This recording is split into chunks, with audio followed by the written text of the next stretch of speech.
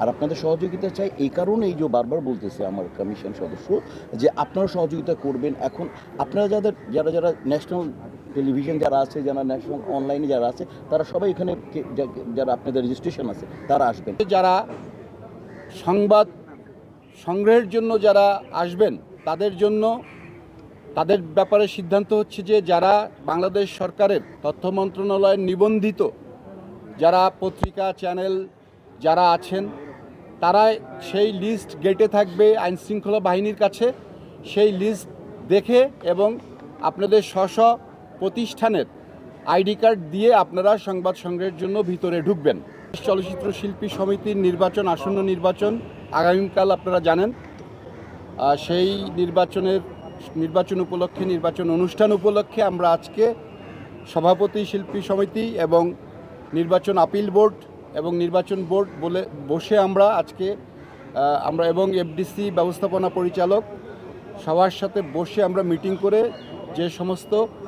কালকের জন্য যে সমস্ত সিদ্ধান্তে আমরা উপনীত হয়েছি সেই সমস্ত সিদ্ধান্তগুলো আপনাদেরকে আমরা জানাই দিচ্ছি। আমরা যে আমাদের নির্বাচন অনুষ্ঠিত হবে সকাল 9টা থেকে 6টা পর্যন্ত। মাঝখানে 1 ঘন্টার নামাজের বিরতি আছে, জুম্মার নামাজের বিরতি আছে 1 ঘন্টা। এরপরে ভোট গণনা। আর দ্বিতীয়ত যারা সংবাদ সংগ্রহের জন্য যারা আসবেন তাদের ব্যাপারে সিদ্ধান্ত হচ্ছে যে যারা বাংলাদেশ সরকারের তথ্য মন্ত্রণালয়ের নিবন্ধিত যারা পত্রিকা চ্যানেল যারা আছেন তারা সেই লিস্ট গেটে থাকবে আইনশৃঙ্খলা বাহিনীর কাছে।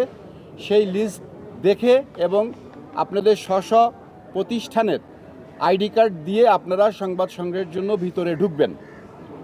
আর যে আমাদের আপাতত যে এইটুকুই আমাদের সিদ্ধান্ত। আমরা আপনাদের সহযোগিতা কামনা করি। আমাদের সুষ্ঠু নির্বাচন করার স্বার্থে আপনাদের সহযোগিতা নির্বাচন করি এই বলে আমি আমার বক্তব্য শেষ করছি।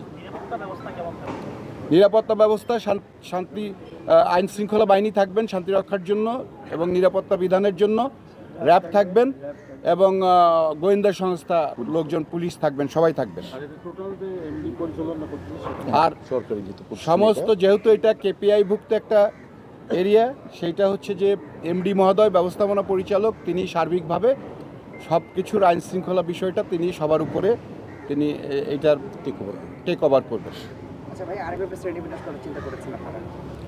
সেটা সম্পূর্ণটাই আইন শৃঙ্খলা বাহিনীর হাতে দেওয়া হয়েছে এবং এফডিসি নিরাপত্তা বিভাগ একটা যে কমিটি করেছে, ওনারা এই বিষয়গুলো ওনারা নিয়ন্ত্রণ করবেন। এই বিষয়গুলো একটা কমিটি করে দিচ্ছে, যদি কোনো যারা এখানে এফডিসিতে যারা মানে ওনারা দারুণ একটা কমিশন এবং অ্যাপিল বোর্ড মিলে দারুণ সিদ্ধান্ত নিয়েছেন। যেহেতু এটা কেপিআই ভুক্ত এরিয়া, আমরা ইচ্ছা করলেই কোনো কিছু করতে পারি না, পারমিশন লাগে, আমরা যাই করি।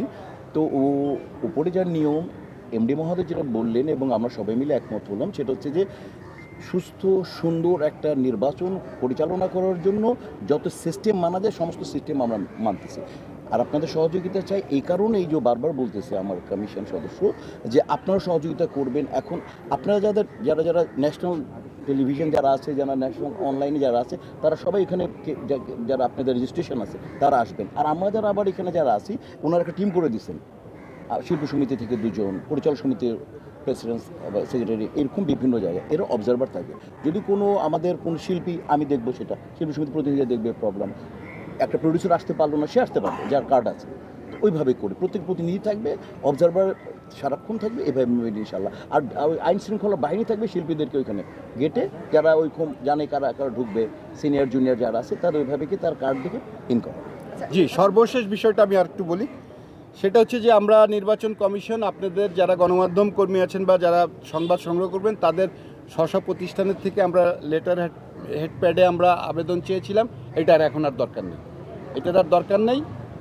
আবারও আমরা রিপিট করছি যে সরকারের নিবন্ধিত তথ্য মন্ত্রণালয় নিবন্ধিত যতগুলো চ্যানেল, পত্রিকা, সংবাদ মাধ্যম যা আছে, ডিজিটাল অনলাইন যা আছে, সব কিছু এখানে লিস্ট আছে। সেই লিস্ট ধরে আইন শৃঙ্খলা বাহিনী এবং তাদেরকে আপনারা আপনাদের স্ব প্রতিষ্ঠানের আইডি কার্ড দেখিয়ে আপনারা ঢুকতে পারবেন, এতে কোনো সমস্যা নেই।